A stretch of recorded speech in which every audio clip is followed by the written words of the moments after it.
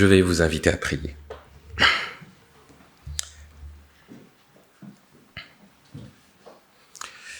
Notre Père qui es aux cieux, nous voulons te remercier pour ce temps de partage de ta parole, ce temps où nous pouvons nous laisser instruire, conduire par toi. Nous te demandons de le faire, de nous nourrir, de nous permettre de discerner quelle est ta volonté, et nous demandons que ta parole produise dans nos vies les fruits que tu destines à chaque parole que tu as mise dans la Bible.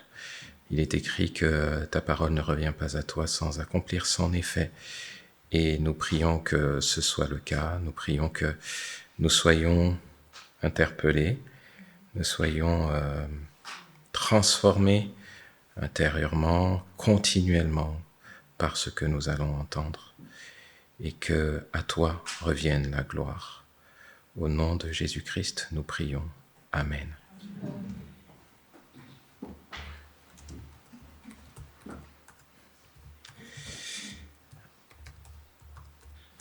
Hop, ça y est, je retrouve mes notes.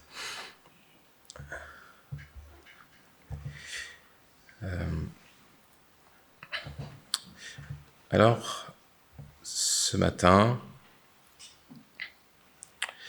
dans la continuité des fêtes de fin d'année, je pense que la plupart d'entre nous, d'une manière ou d'une autre, a peut-être reçu ou alors a peut-être donné un cadeau en signe d'affection à quelqu'un.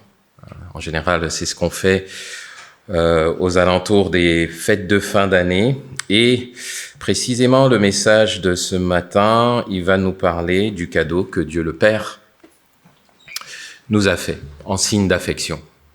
Lionel a parlé de l'Évangile, c'est de ça qu'il s'agit. J'aimerais vous proposer comme titre pour la prédication de ce matin ceci: un cadeau par amour et pour notre plus grand secours. Je vais nous inviter à lire dans la parole de Dieu. D'abord, avant de passer à l'Évangile selon Jean, on va lire dans le livre des Nombres au chapitre 21, à partir du verset 4 et jusqu'au verset 9. Nombres chapitre 21, verset 4 à 9. Nous l'avons. On peut lire ceci: les Israélites quittèrent la montagne de Hor par la route de la mer des roseaux pour contourner le pays d'Édom.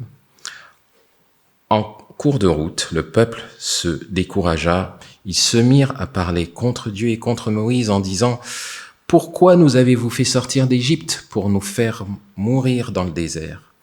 Car il n'y a ni pain ni eau, et nous sommes dégoûtés de cette nourriture de misère. » Alors l'Éternel envoya contre le peuple des serpents venimeux, qui les mordirent, et il mourut beaucoup de gens d'Israël. Le peuple vint trouver Moïse en disant: « Nous avons péché lorsque nous avons parlé contre l'Éternel et contre toi. Maintenant veuille implorer l'Éternel pour qu'il nous débarrasse de ces serpents. » Moïse pria donc pour le peuple. L'Éternel lui répondit: « Fais-toi un serpent en métal et fixe-le en haut d'une perche.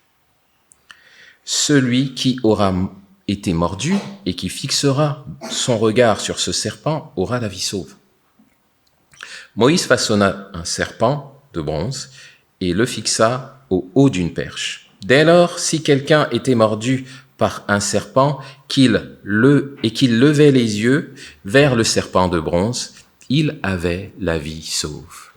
Et maintenant, je vous invite à faire un saut dans l'Évangile selon Jean, chapitre 3, à partir du verset 14. Nous poursuivons donc. Voici ce qui est écrit. Dans le désert, Moïse a élevé sur un poteau le serpent de bronze. De la même manière, le Fils de l'homme doit lui aussi être élevé, pour que tous ceux qui placent leur confiance en lui aient la vie éternelle. Oui, Dieu a tant aimé le monde qu'il a donné son Fils, son unique, pour que tous ceux qui placent leur confiance en lui échappent à la perdition et qu'ils aient la vie éternelle. En effet, Dieu n'a pas envoyé son Fils dans le monde pour condamner le monde, mais pour qu'il soit sauvé par lui. Celui qui met sa confiance en lui n'est pas condamné, mais celui qui n'a pas foi en lui est déjà condamné, car il n'a pas mis sa confiance en la personne du Fils de Dieu. Amen. Alors, malgré les emplacements différents de ces deux textes, on a peut-être pu voir qu'il y avait une forme de continuité ou de lien entre les deux, puisque dans le premier, il s'agit de l'histoire du peuple d'Israël qui se trouve dans le désert, et sous la conduite de Moïse. Et ensuite, dans le deuxième texte, on parle de Jésus, le Fils de Dieu, qui a visité l'humanité en terre d'Israël, plusieurs millénaires après. Alors, le titre de ce message, c'est bien « Un cadeau par amour et pour notre plus grand secours ». Je précise ce titre à cause de l'histoire tragique que je vais vous raconter maintenant en introduction du premier texte. Il s'agit d'un soir, il y avait un garçon qui rentrait chez lui avec ses parents. Il était en train de marcher au bord de la route et soudain il a ressenti une douleur vive dans le pied et qui lui a arraché un grand cri de douleur. Malheureusement, la route n'était pas assez éclairée. Pas moyen de savoir ce qui avait pu blesser le jeune garçon. Donc les parents et le jeune enfant sont rentrés le plus rapidement possible à la maison. Arrivés à la maison, les parents se sont affairés pour savoir comment prendre soin du petit garçon. Et à leur étonnement, le petit garçon était déjà brûlant de fièvre quand ils ont commencé à prendre soin de lui. Donc ils sont affairés aussi pour chercher des médicaments. Le temps qu'ils cherchent des médicaments, le jeune garçon avait déjà perdu connaissance. En inspectant un peu plus attentivement le pied de l'enfant, ils s'aperçoivent horrifiés qu'il y a sur le pied de l'enfant les marques de morsure d'un serpent. Ils tenteront le tout pour le tout en fait, pour l'amener dans un centre de soins d'urgence, mais en vain. Le petit garçon ne reprendra pas connaissance. Il va s'en aller tragiquement. La tragédie de cette histoire, c'est qu'on n'a pas discerné à temps de quel mal était atteint le petit pour le secourir. Et le petit était perdu. Ce n'est pas une fiction, c'est une histoire que j'ai vécue dans ma famille. Mais ce drame n'est pas fait pour juste attiser les sensibilités, il est là pour nous aider à comprendre la profondeur du premier et du deuxième texte qu'on va partager ensemble. Donc revenons au premier texte. Le premier texte nous parle du peuple d'Israël qui est dans le désert. Alors pour le contexte, le peuple d'Israël a passé de nombreuses années, plusieurs siècles, en esclavage en Égypte, et Dieu a envoyé son serviteur Moïse pour libérer le peuple. Le peuple a traversé la mer Rouge.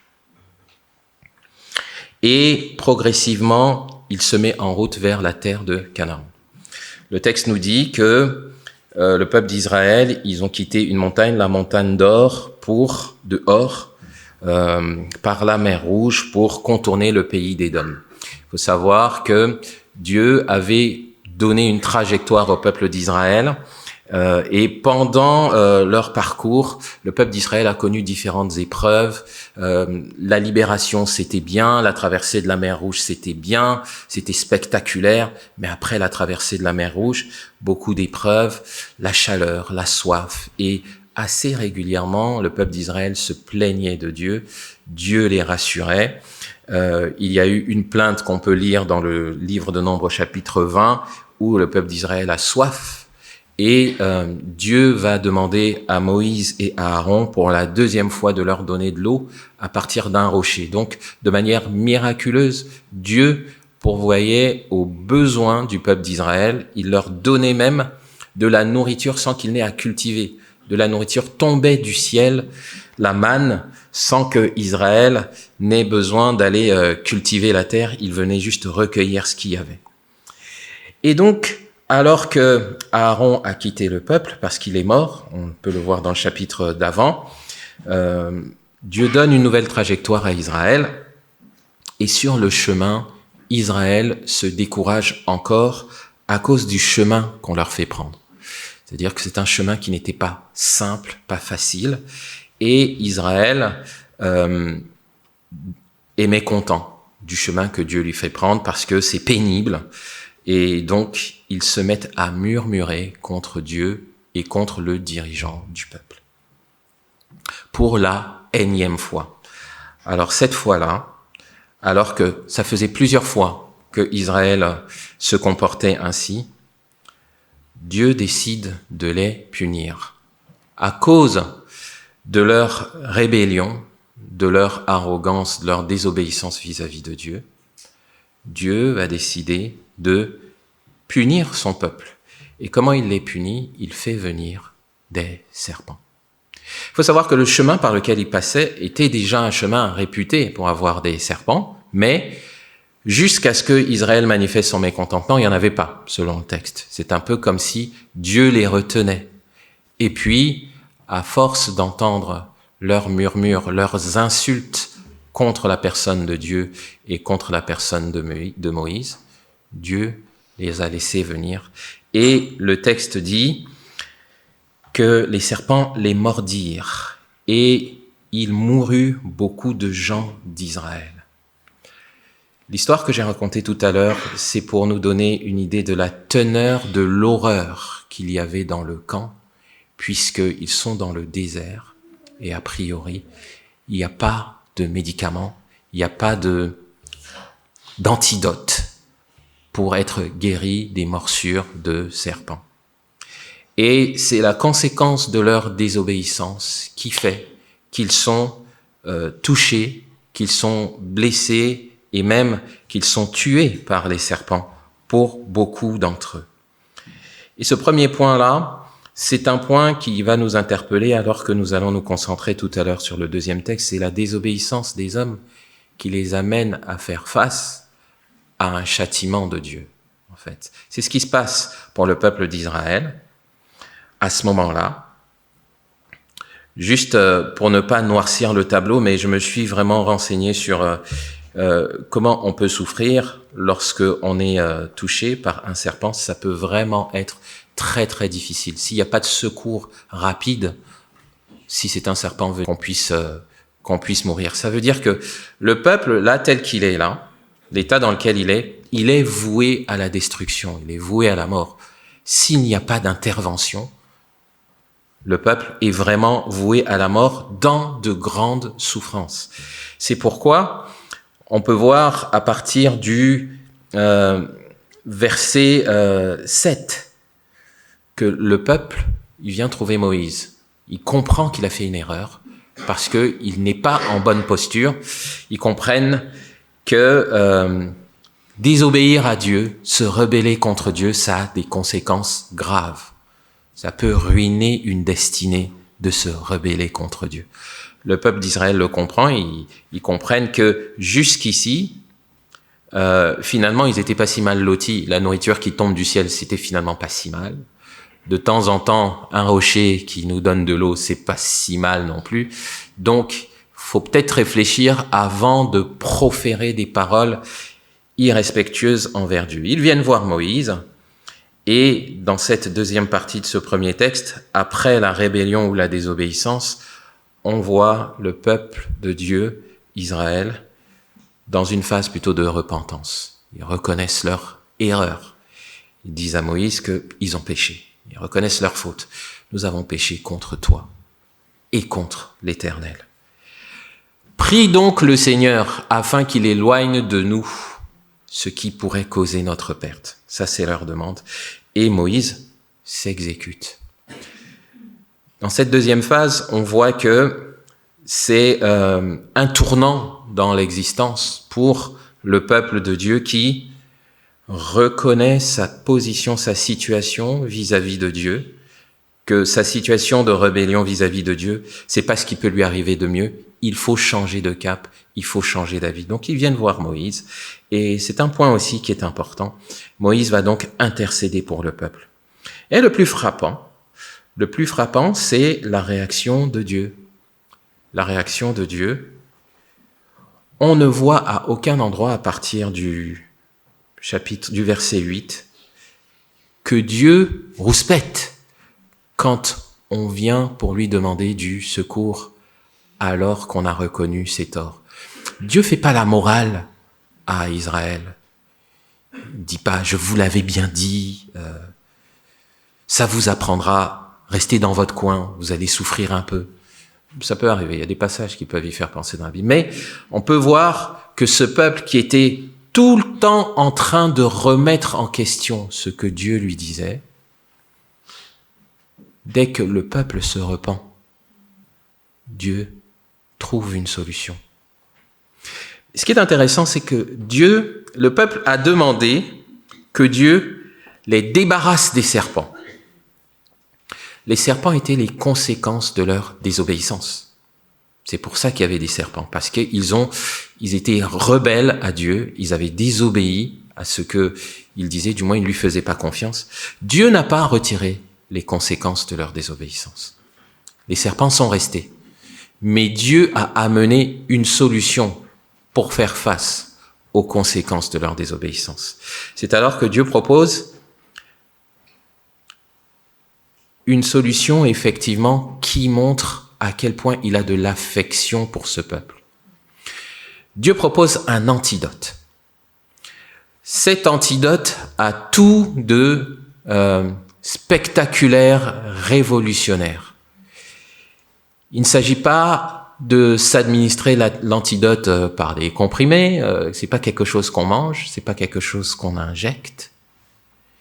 Il suffit de regarder l'antidote et on est guéri. Dieu a mis en place un système pour que rapidement le peuple puisse être guéri de ses blessures. C'est-à-dire que même en ayant été insulté, injurié, Dieu conservait son amour à son peuple.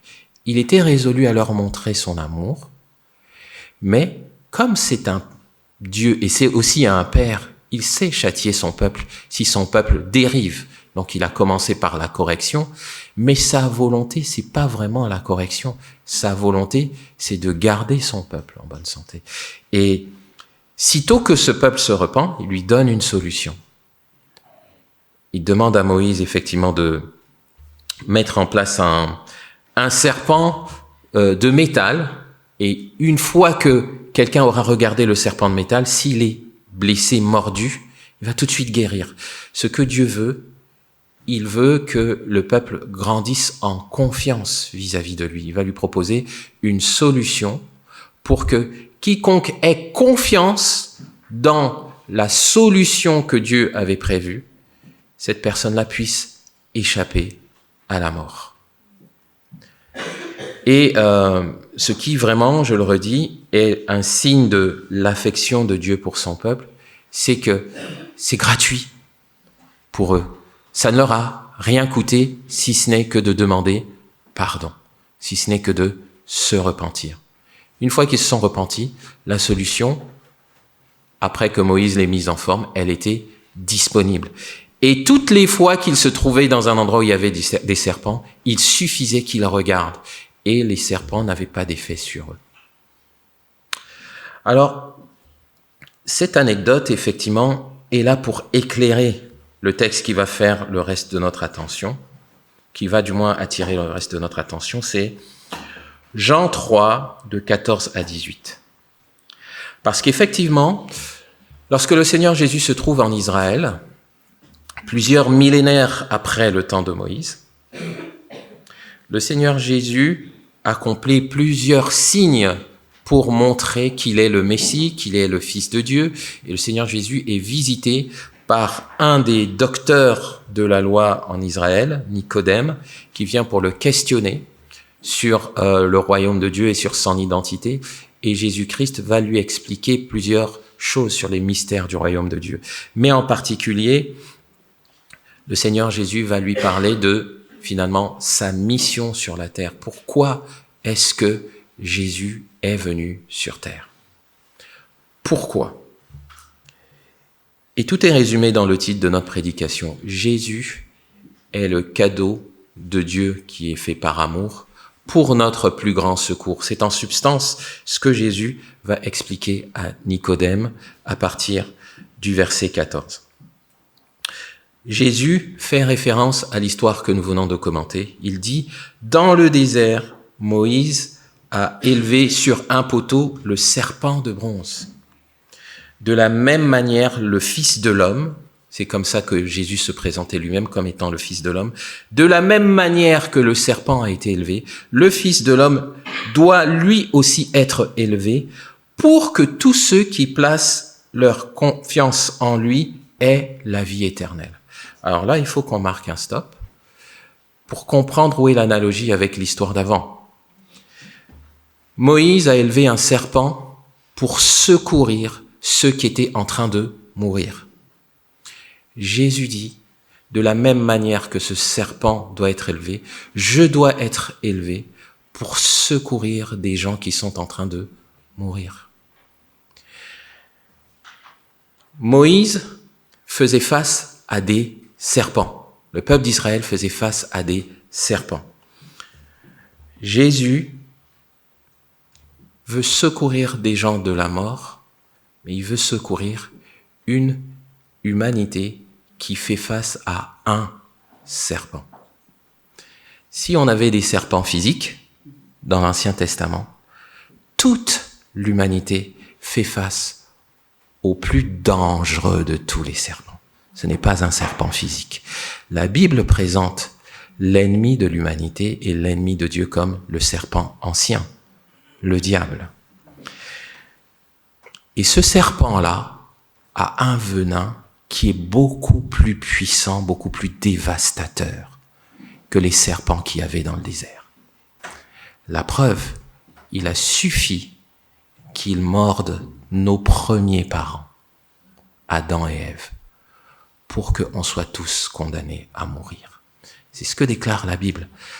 Suite à la rébellion de l'humanité, exactement comme Israël dans le désert, les hommes n'ont pas voulu de Dieu comme qu'il reste leur Dieu, ils ont voulu devenir leur propre Dieu. Dans d'Éden, en disant si vous mangez de ce fruit, vous allez décider par vous-même du bien et du mal, vous deviendrez comme Dieu.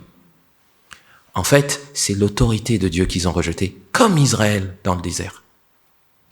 Cette désobéissance a fait ils ont été contaminés par le venin, si je peux dire, qu'avait le serpent ancien, le péché. Et la Bible déclare que le salaire du péché, c'est la mort. Mais la mort, ce n'est pas juste une mort physique, comme ce qu'on voyait dans le désert pour Israël. C'est une mort à la fois physique et à la fois spirituelle. C'est ce que dit le verset 16.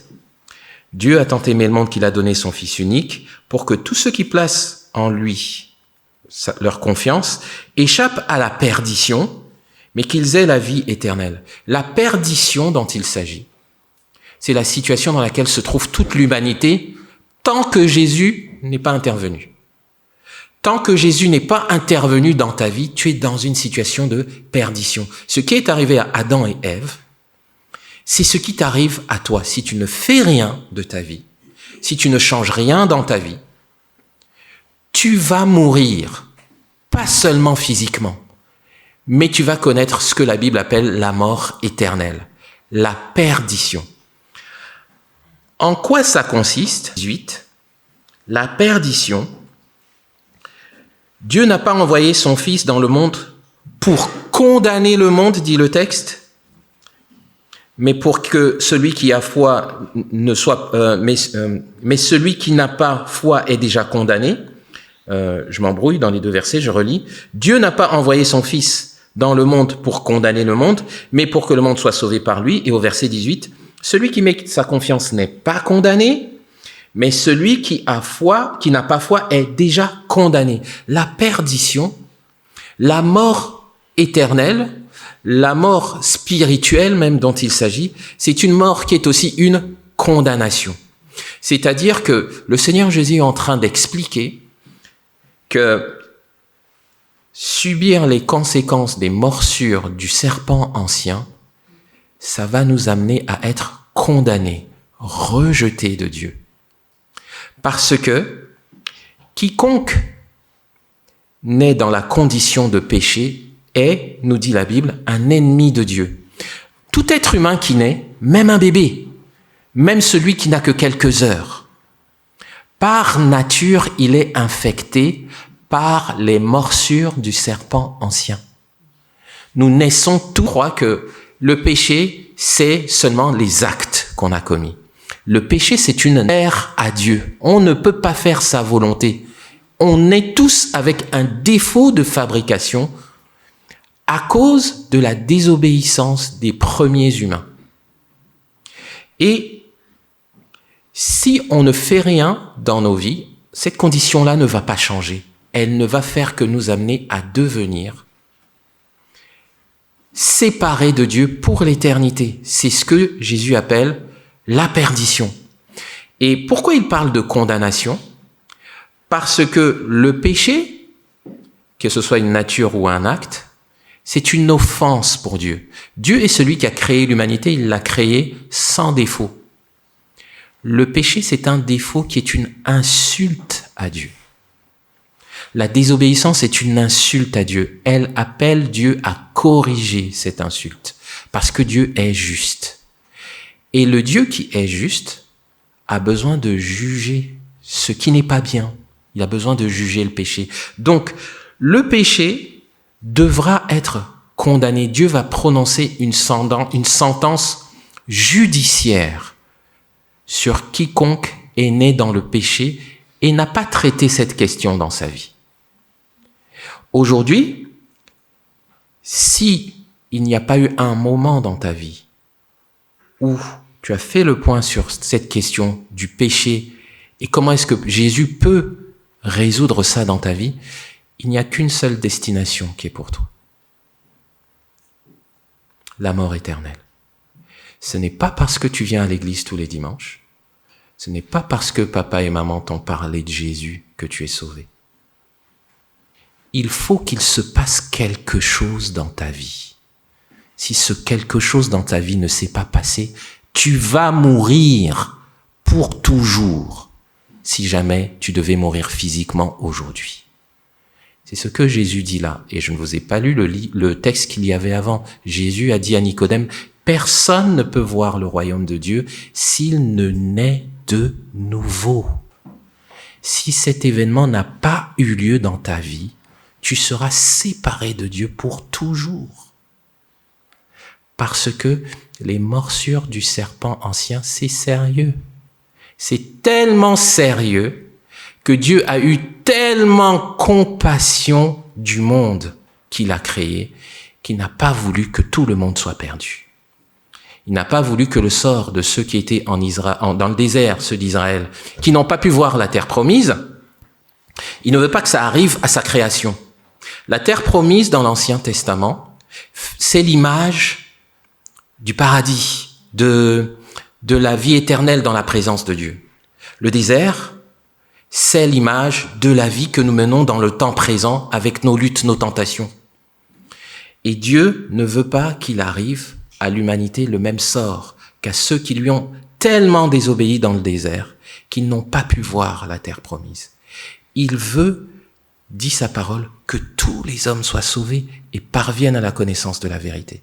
C'est pourquoi, par amour, parce qu'il aime tellement sa créature, il lui a envoyé un cadeau pour son secours. Et le cadeau, c'est son Fils. C'est ce que nous dit Jean 3,16. Dieu il a tant aimé le monde qu'il a donné son Fils. Il a donné son Fils comme celui qui allait faire office du serpent de métal. Et en fait, cette image du serpent de métal, c'est le fait de crucifier Jésus à la croix. Quand Jésus dit qu'il sera élevé, c'est qu'il sera crucifié. Et son œuvre de crucifixion, celui qui va fixer les regards, qui va croire à l'œuvre de Jésus, celui-là va échapper à la mort éternelle. Donc la mort éternelle, c'est quelque chose de sérieux. C'est quelque chose de certain si tu n'as pas fixé tes regards sur Jésus crucifié. Il est écrit au verset 16, « Pour tous ceux qui placent leur confiance en lui, » d'accord, pour tous ceux qui placent leur confiance en lui, pour que tous ceux qui placent leur confiance en lui échappent à la perdition, à la mort éternelle. Tous ceux qui placent leur confiance en lui. Qu'est-ce que c'est placer sa confiance en Jésus-Christ? Ce sont des mots qui reviennent souvent dans notre jargon à l'église. Si vous avez placé votre confiance en Jésus, vous pouvez prendre la scène. Alors, si vous avez placé votre confiance en Jésus, ce texte est pour vous. Ça veut dire quoi? Ceux qui ont placé, ou alors, il est écrit dans certaines versions de la Bible, pour tous ceux qui croient. Est-ce que vous savez que même le serpent ancien croit que Jésus est le Fils de Dieu? Oui, il sait que Jésus est le Fils de Dieu. Si vous voulez en être convaincu, il suffit d'ouvrir dans les évangiles où il va tenter le Seigneur Jésus. Il lui dit, si tu es le Fils de Dieu, fais ci, si tu es le Fils de Dieu, fais ça. Ou encore, il y a beaucoup d'épisodes dans la Bible où les démons parlent à Jésus, ils disent, on sait qui tu es, on sait que tu es loin de Dieu. Ça veut dire qu'ils savaient qui il était. Donc, du point de vue de la connaissance, ils savent qui il est. Mais alors, que veut dire? Et pourtant, eux, ils ne seront pas sauvés, eux, ils sont condamnés. Donc, qu'est-ce que le Seigneur Jésus veut dire par ceux qui placent leur confiance en lui? Ou alors ceux qui croient en lui? Et je pense que le premier texte nous aide beaucoup là-dessus. Dans le premier texte, il fallait croire que ce que Dieu avait mis, du moins ce que Moïse avait mis sur le bâton, c'était suffisant pour échapper à la colère de Dieu. Et ça voulait dire qu'on reconnaissait qu'on était sujet à la colère de Dieu. Ça veut dire que ceux qui croient au nom de Jésus croient premièrement qu'ils sont ennemis de Dieu par nature, et deuxièmement, ils croient qu'il n'y a qu'un seul remède pour corriger la situation. Mais ce n'est pas tout. Si on veut vraiment comprendre cette histoire, une illustration toujours en s'inspirant sur les morsures de serpents, en général, quand vous êtes mordu par un serpent, pour que ça ne vous fasse plus rien, il faut inoculer l'antidote. Il faut, c'est bien ça, inoculer? Il faut que vous ingériez l'antidote. Ça veut dire que la parole de Jésus, la vérité, il faut que vous la receviez. L'Évangile selon Jean dit, à tous ceux qui l'ont reçu, il a donné le pouvoir de devenir enfant de Dieu. Vous devez recevoir Jésus. Pas seulement savoir qui il est. Je peux vous donner mon témoignage pendant de longues années. J'ai su que Jésus était le Fils de Dieu. Mais je n'avais pas envie d'obéir à Jésus. Je ne l'avais pas reçu. On peut savoir qu'il est le Fils de Dieu. Mais on peut refuser de lui obéir. Et je rends grâce à Dieu qui m'a forcé à obéir. Depuis qu'il m'a forcé, j'ai envie d'obéir. Merci Seigneur. Il faut recevoir. Ceux qui placent leur confiance en Jésus-Christ reçoivent. Ils ouvrent, ils accordent à Jésus la place de celui qui commande, la place de celui qui dirige leur vie, la place de celui qui sauve. C'est la place qu'il doit avoir. S'il n'a pas cette place, tu es condamné, dit le texte. Tu es déjà condamné. Déjà. Sinon, si tu refuses, Dieu ne fera pas plus. Il a déjà tout donné dans son Fils. La seule chose qu'il va faire, c'est te le rappeler. Si tu passes à côté de cette opportunité, tu vas mourir. Mais pas juste physiquement, de manière éternelle. C'est pour ça qu'il a fait le meilleur cadeau qu'il pouvait faire par amour, parce qu'il sait que c'est pour ton plus grand secours, c'est pour notre plus grand secours.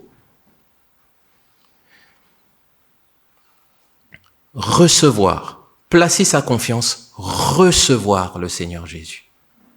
Et non pas juste entendre parler du Seigneur Jésus.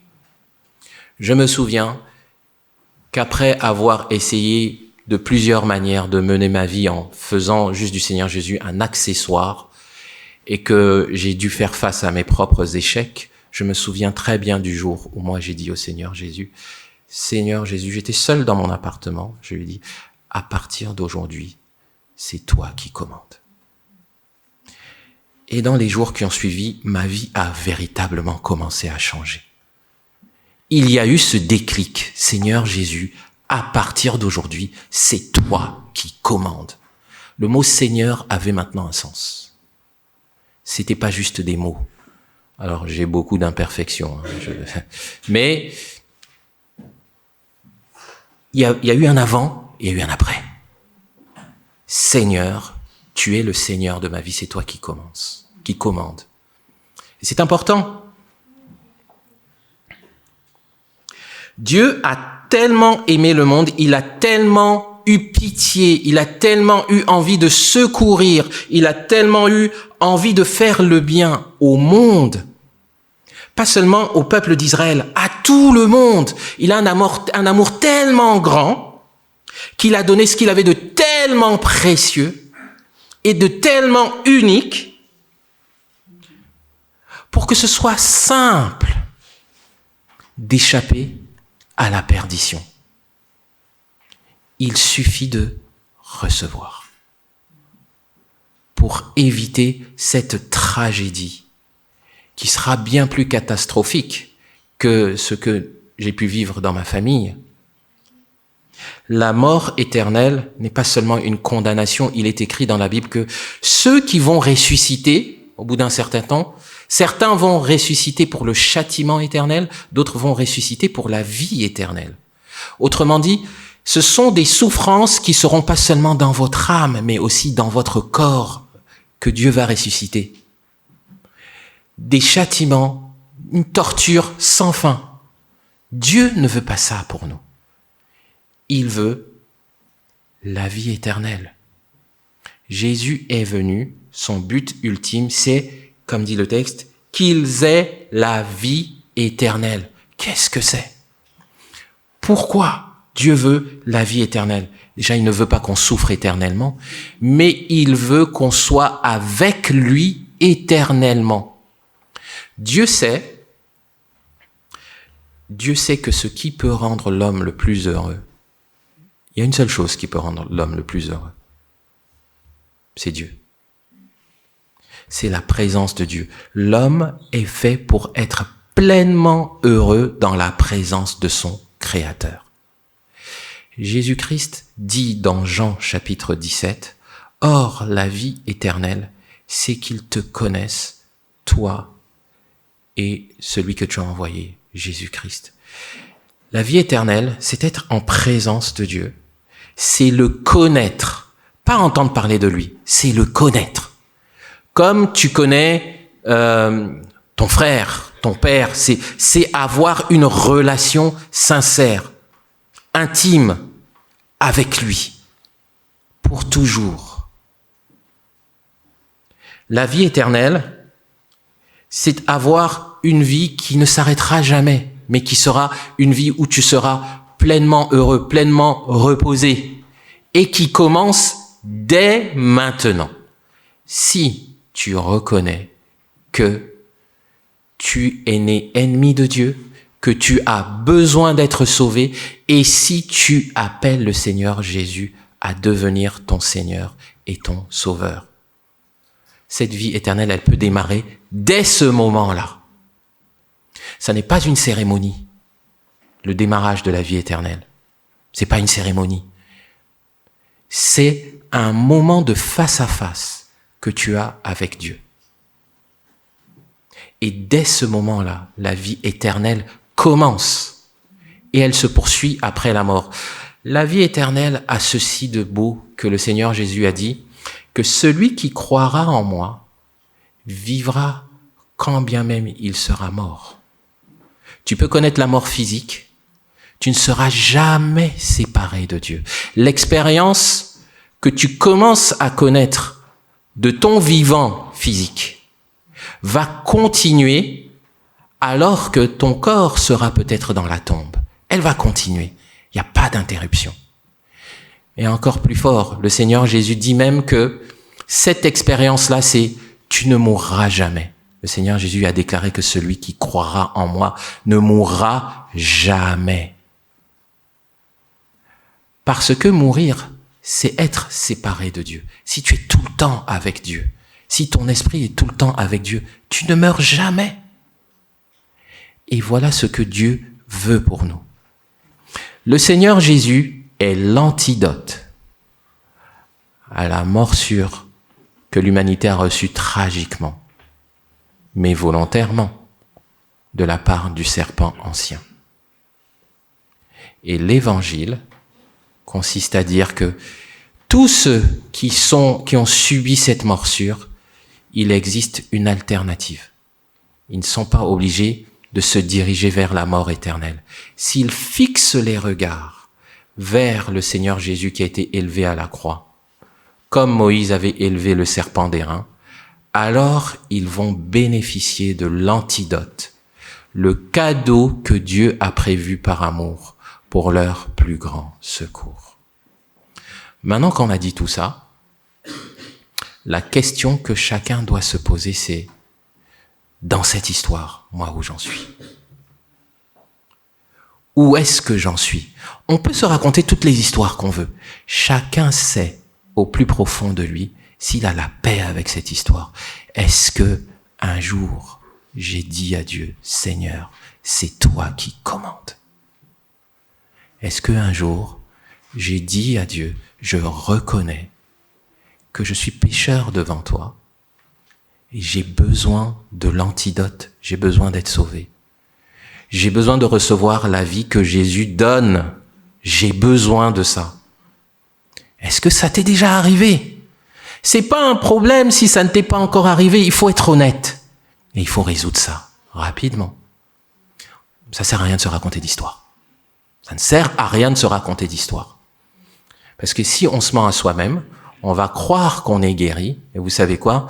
La tragédie de penser qu'on s'est inoculé de l'antidote alors qu'on n'a rien fait, c'est qu'on finit par mourir. Et donc, je nous laisse sur cette réflexion. Que faisons-nous du cadeau que Dieu nous a donné par amour pour notre plus grand secours?